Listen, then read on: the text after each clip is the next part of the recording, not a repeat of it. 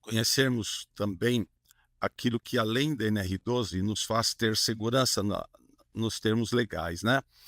Nós tivemos um tempo atrás hã, um rumor, vamos colocar assim, que a NR12 seria cancelada. Teve gente que cancelou programa de segurança, que cancelou verba de segurança, e eu tinha que falar para esse povo: "Olha, vocês acham que nós podemos trabalhar com máquinas não seguras, simplesmente isso?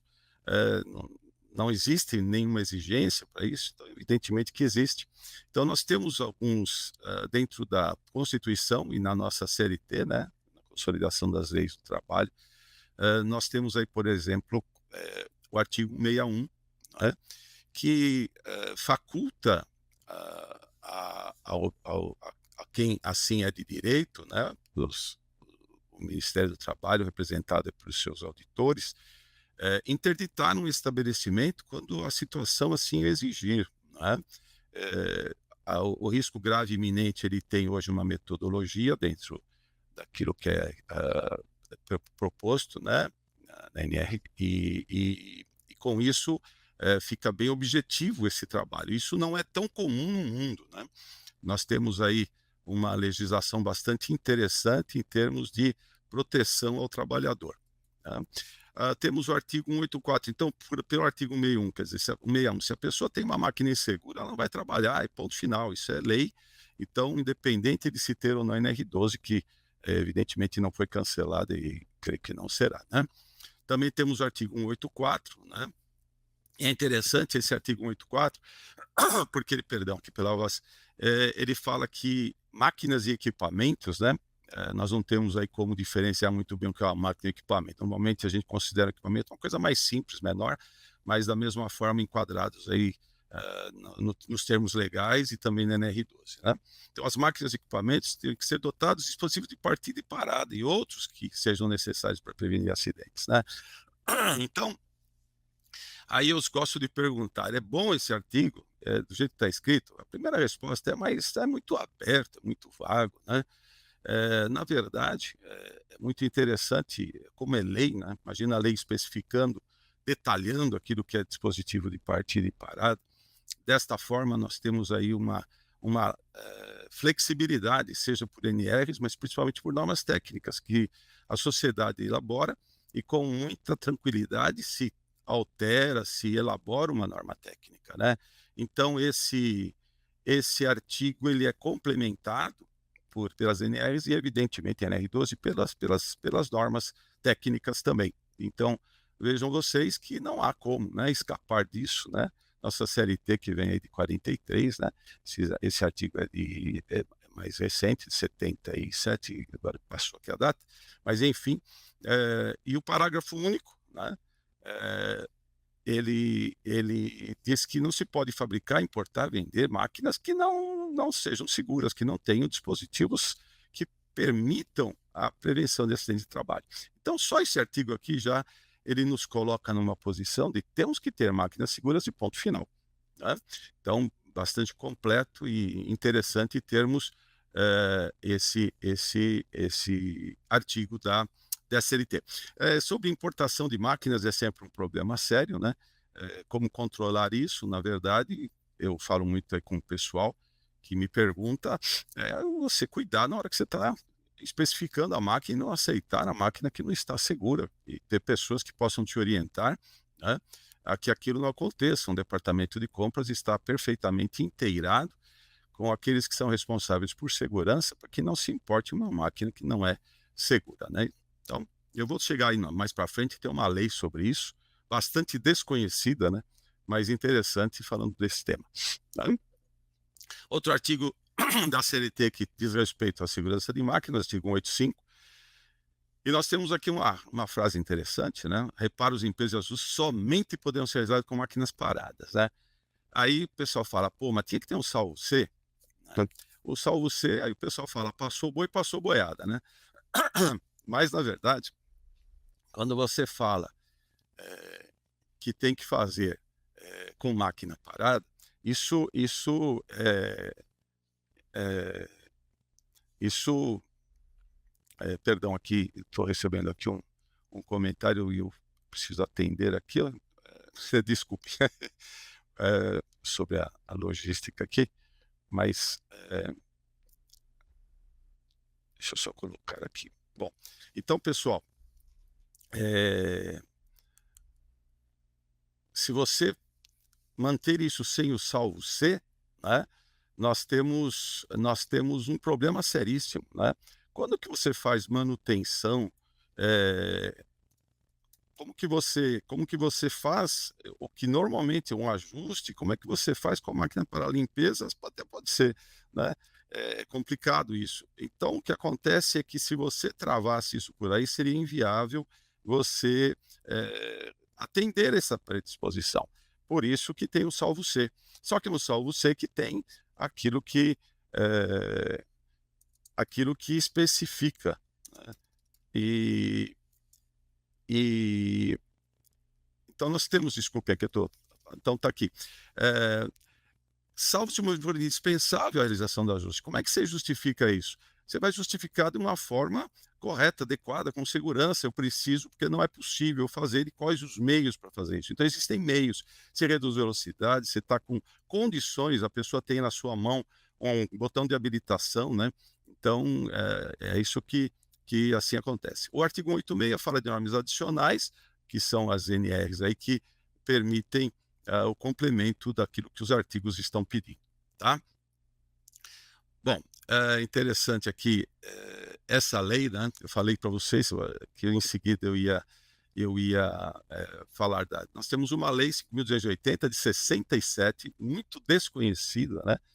E essa lei ela fala que para você importar uma máquina, você somente pode importar máquinas que satisfaçam as condições de segurança, né?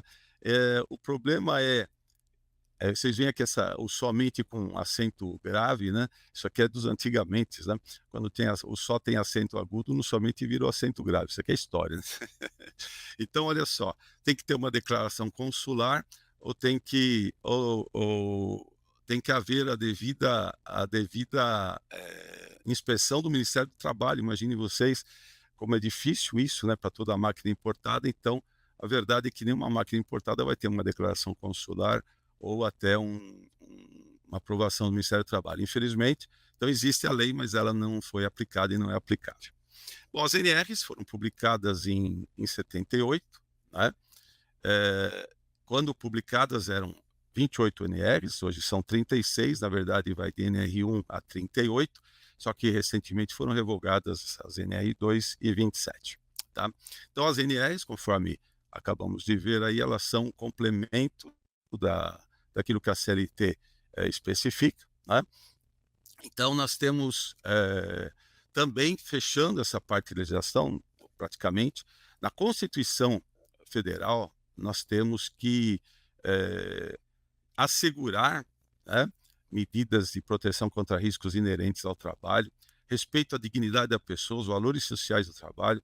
Então, isso também, diretamente na Constituição, nós temos essa prerrogativa, essa especificação, né? Artigo 6 e 196, direito à saúde, né, com medidas para redução do risco de doença e outros agravos, né? E aí, o pessoal fala, bom, acidente de trabalho não é problema de saúde, né? Mas aí houve uma portaria em 2004 que coloca acidente de trabalho como agravo à saúde. Evidentemente, aí acabou a confusão, ou quem queria fazer confusão, ok? Bom, vamos à nossa querida NR12, né? Então, a primeira publicação aconteceu em 8 de junho de 78, né, com as demais NRs, como acabamos de ver, as 28, e ela tinha um texto bastante sucinto, né? Então, eu vou daqui a pouco mostrar para vocês o texto básico. Eu vou mostrar para vocês o texto de 78, algumas coisas são alteradas, mas basicamente é o mesmo texto original, são os mesmos itens com algumas diferenças de redação, isso pela facilidade de encontrar a de 78 e não a originalmente publicada, a de 83 e não a de 78, tá? Ela passou por várias atualizações, né? A mais significativa aconteceu em 2010, quando ela saiu de poucos itens para uma NR extremamente abrangente, né, detalhando e facilitando o uso dessa NR. povo gosta de receita de bolo, né?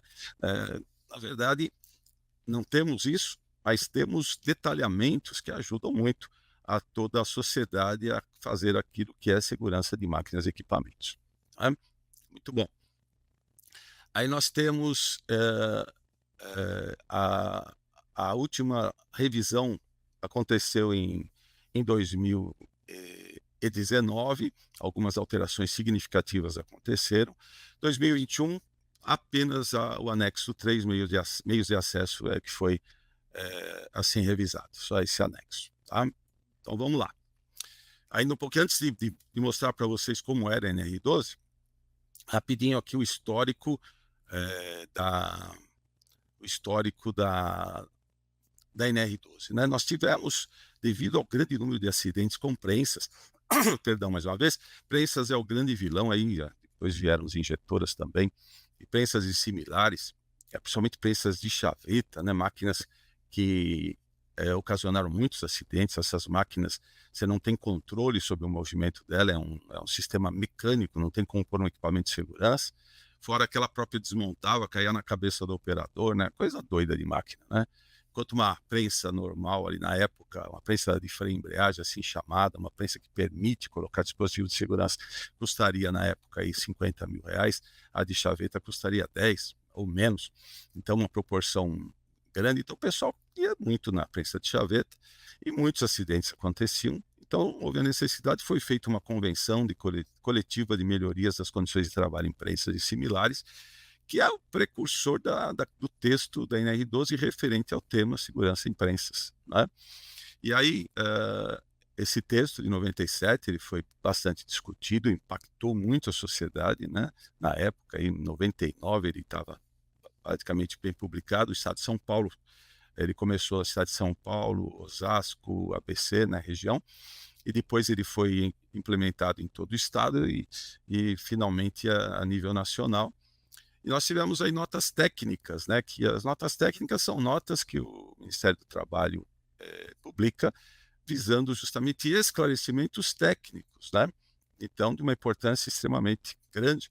Então, destacando aqui em 2004, veio a nota técnica 37, que detalha a segurança em prensas similares. Então, aquilo que era bastante resumido, né? O PPR-PS trouxe isso de forma mais abrangente, mas na nota técnica 37 isso se tornou um esclarecimento nacional, detalhando um pouco mais aquilo que seria segurança em prensas e similares.